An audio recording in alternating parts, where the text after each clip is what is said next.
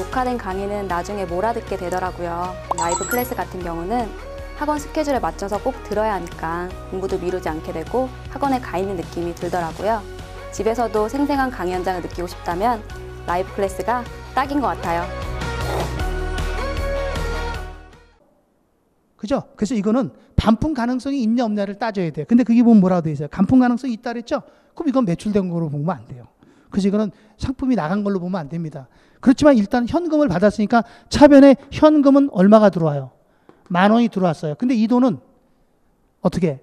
나중에 고객이 반품하면 되돌려줘야 되잖아요.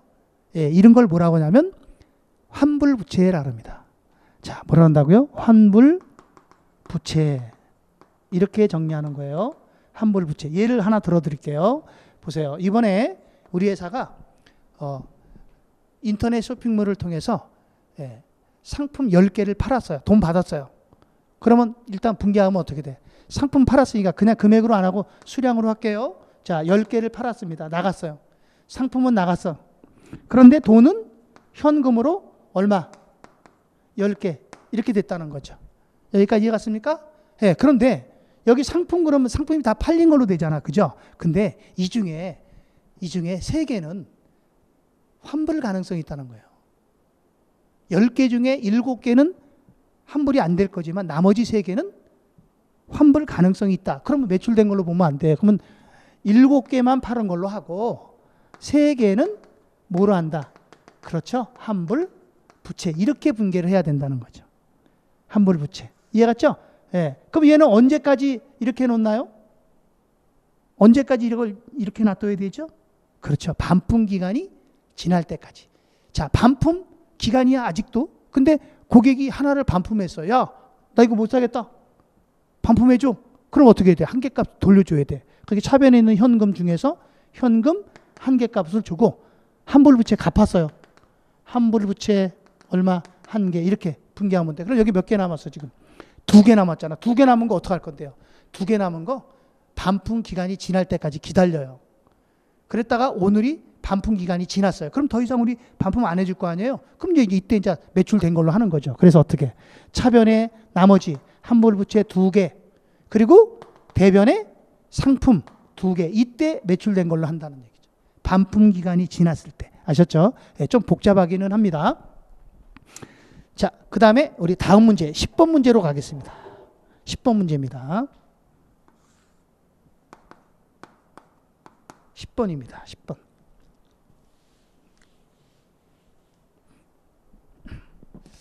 자, 역시 분개를 하라 그랬어요. 분개. 자, 1번에 현금 10만 원, 가로 열고 2만 원이 차입금이 포함되어 있다는, 차입금 2만 원이 포함되어 있다는 거예요. 영업을 시작했대. 그러니까 우리가 현금 10만 원 갖고 장사를 하는데 그 중에 2만 원은 차입금, 돈 빌린 거라는 얘기죠. 남의 돈 빌려왔다는 얘기. 그럼 어떻게 돼? 일단 현금은 10만 원 갖고 장사하지만 이 10만 원 중에 자기 자본은 얼마예요? 2만 원은 남들한테 빌려온 거니까 자기 자본이, 자본금은 8만 원만 되고 나머지 2만 원은 단기 차입금 그러면 돼요. 이렇게. 그래서 이 단기 차입금은 부채죠. 자본금은 자기 자본이 되는 거죠. 예, 그래서 분개를 이렇게 해줘야 됩니다. 두 번째. 18개월 만기. 18개월이니까 1년을 초과했죠. 12개월을 초과한 거죠. 예, 만기로 현금 10만 원을 차입하다. 돈 빌려왔다. 돈 빌려왔으니까 차변에 현금 10만 원. 대변에는요. 차입금은 차입금인데 이게 12개월을 초과했잖아요. 그럼 이게 기간이 좀 길죠. 그래서 앞에다가 단기 그러면 안 돼. 이때는 장기 차입금 이렇게 분개하는 거죠. 장기 차입금 부채입니다. 얘도 부채고 똑같이. 예. 그 다음에 세 번째. 자, 단기 차입금 3만 원 그리고 이자 5천 원을 현금으로 지급했다. 그럼 어떻게 돼요? 일단 현금이 나갔죠. 얼마가? 차입금 3만 원하고 이자 5천 원, 3만 5천 원이 나갔죠. 3만 5천 원 감소. 그럼 차변에는 단기 차입금 부채를 갚았어요. 단기 차입금 얼마? 3만 원. 그러니까 다시 말하면 요 20만 요거 중에 이렇게 갚았다는 얘기죠. 이해갔습니까? 네, 단기 차입금 3만 원. 그때 어떤 사람? 아니 2만 원 있는데 어떻게 3만 원을 갚냐? 아, 이거는 개별 문제이기 때문에 가능한 거죠. 예, 그렇게 생각하셔야 돼요. 예. 그리고 나머지 5천 원은 뭐 이자 지급한 거니까 뭐라 해야 돼? 이자 비용 얼마? 5천 원 이렇게 되겠죠. 자, 그 다음 4번입니다. 4번은 약소보험을 받고 현금 10,000원을 만기 6개월로 대여했대요. 현금을 대여했어요. 그럼 현금이 나갔어요. 대변에 현금이 10,000원이 나갔어요. 대여했으니까. 그럼 대여했으니까 여기 뭐라 그래? 대여금인데 6개월이라 했자 만기가. 그러니까 만기가 6개월이니까 단기 대여금 얼마? 10,000원 이렇게 되는 거죠. 근데 어음 받았다며요. 어음 받은 거는 무시하라니까. 어음은 이거 영수증이에요. 돈 빌려줬다는 영수증. 예, 그러니까 그건 아무 관계 없는 거야. 그럼 어음은 언제만? 상품일 때만 어음을 쓰는 거야. 받으러, 지급어음 이렇게. 아셨죠? 예. 그 다음 5번에 자, 상품 5만 원을 주문하고 여긴 거래 안 됩니다. 주문하는 건 거래 아니에요. 그럼 이거 분개 안 합니다. 그런데 계약금 5천 원을 현금으로 지급했어요. 그러면 현금이 5천 원 나갔어요. 자, 계약금을 지급했어요. 이거 누구 돈이에요? 계약금 지급한 돈은 지급한 사람 돈입니다. 그래서 이걸 뭐라 그래요? 선급금. 계약금을 지급하면 선급금이에요. 그래서 이 선급금은 자산입니다. 자산. 자, 반대로 이거 계약금 받은 사람 있겠죠? 받은 사람 입장에서 한번 해봐요. 받은 사람 입장에서는 차변에 현금이 5천 원 증가하겠죠? 받았으니까 여기 뭐라 그래요? 이거를 선수금 5천 원 이렇게 한단 말이에요. 계약금 받았을 때. 그럼 이거는 뭐야? 이거는 부채예요, 부채. 이거는 자산이고. 아셨죠? 나중에 이 사람이 야, 그거 계약 잘못됐으니까 내 돈 돌려줘. 그럼 이 돈 대신 돌려줘야 되는 거야. 무슨 말인지 알겠죠? 그럼 얘는 언제 이 돈이 자기 돈이 돼? 언제 자기 돈이 되죠? 그렇죠.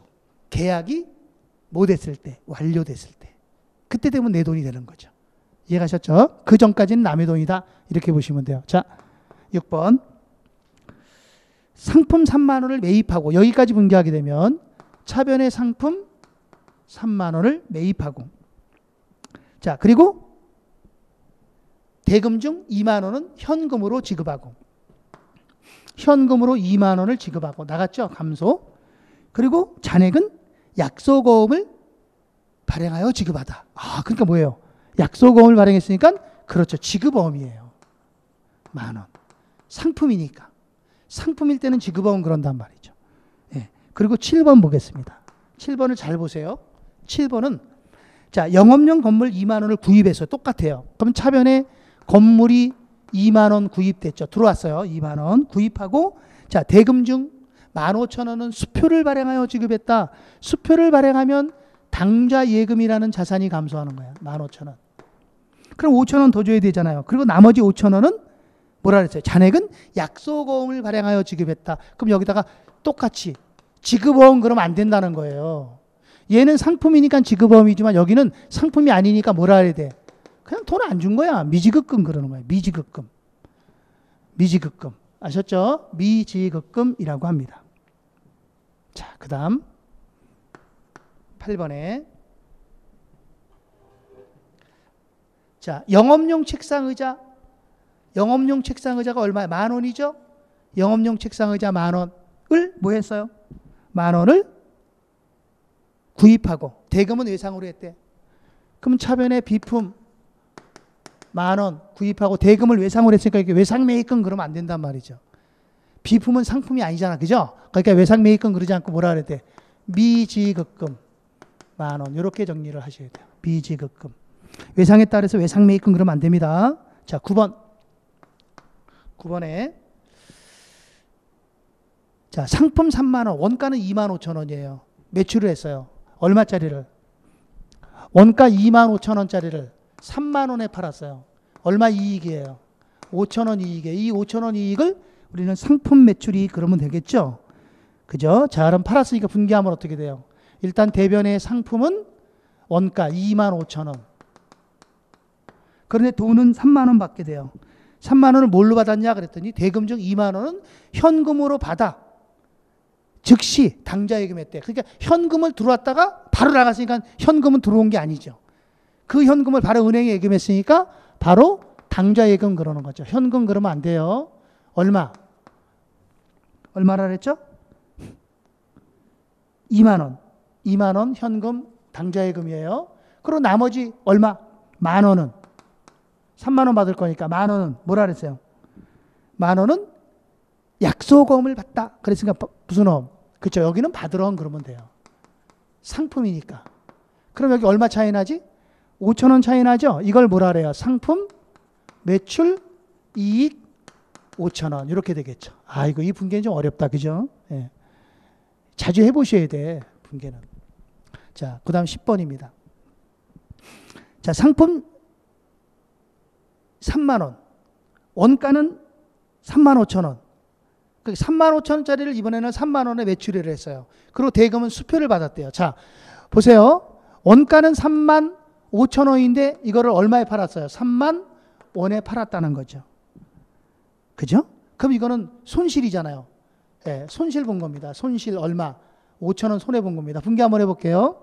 일단 대변의 상품은 3만 5천 원이 나가요. 근데 돈은 3만 원을 받아요. 뭐로 받았어요?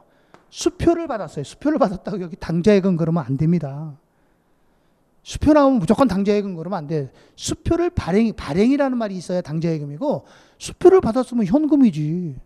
그잖아요. 수표 받은 건 현금이죠. 그래서 현금 그래야 돼요. 수표를 받다, 수표를 주다 그러면 현금입니다. 수표를 받은 것도 현금 받은 거고 수표를 준 것도 현금을 준 거예요. 그럼 당좌예금은 항상 뭐가 붙어야 돼? 뒤에 발행이라는 말이 붙어야 돼. 수표 발행이라는 말이 붙으면 당좌예금이야. 그 말이 없으면 현금이야. 알겠죠? 자, 그럼 5천 원만큼 손해내죠? 이거 뭐라 그래요? 상품, 매출, 손실 5천 원 이렇게 되겠죠. 분계를 하게 되면. 됐죠? 자, 다음에 11번입니다. 11번에